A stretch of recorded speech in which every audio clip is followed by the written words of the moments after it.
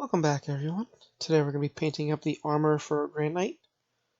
To list off the paints we're going to use in this episode. We're going to be using Lead Belcher, Model Air, Aluminum, Dragon of Nightshade, Speed Metal from Scale 75, and we're also going to be using some Glazing Medium from Liquitex.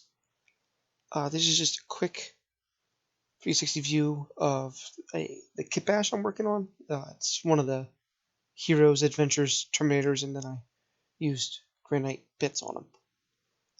So first we're going to start by priming the model with Vallejo Surface Primer Black, as always.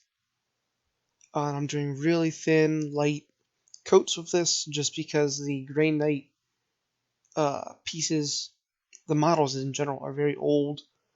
Their details are not quite as deep as newer models, so it's very easy to clog up details, so just be careful of that if you're attempting to scheme as well.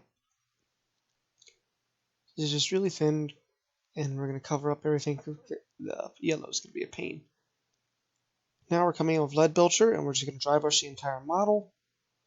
I'm going to have kind of a bluish steel look at the end of this, but it's really going to be more in the recesses. So first we're going to start with this Lead Belcher, just to get our base color on.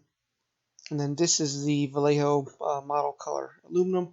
I mixed this with the glazing medium to thicken it up a little bit, because since it's the Model Air version, it's thinned to go through an airbrush. But when you're dry brushing, you want your paint to be thicker so it doesn't just brush on. And we're just doing a general highlight across all the armor with the dry brush. Leave the recesses with just the Lead Belcher, because in the next step we're going to darken everything down with Dragon of Nightshade, and it'll look really nice with the shade over it, and it'll give it that blue look in the recesses. So now we're coming in with Dragon of Nightshade, and we're gonna cover the whole model in this. We're gonna recover the model later with more silvers, but we want to be able to still have hints of it anywhere where the dry brush of silver doesn't hit. So we're gonna cover the entire model of Dragon of Nightshade. We're focusing on one section of the model at a time. So right now I'm doing just the torso. And then I'll probably come in and do just the shoulder, just the tilt shield, just the helmet, just the shins, the thighs, that sort of thing.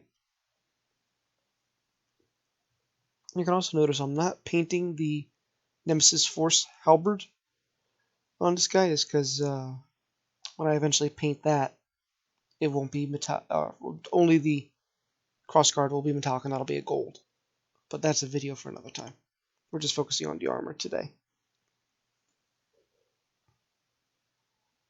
As you can see, I'm not slathering it with Dragon of Nightshade. It's more of a light shade.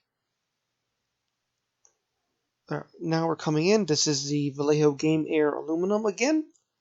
And we're just hitting the surfaces that are towards the light. The exposed surfaces. We're leaving the recesses, the dark tinted blue color, to give it a nice blue metallic just in the recesses, just so that way we get a nice worn look on it. That's what we're really going for. We're going for a worn metallic finish. Now we're coming in. This is Metal and Alchemy Speed Metal from Scale 75. And this is a really nice metallic. It's basically white with metal flakes in it. It's super bright. And we're just going to do a very light dry brush on the edges and maybe on the flats of the surfaces that we just did with the aluminum. Again, we're not going to touch recesses. We're going to leave that as it is. And this is actually our final step for the armor as well.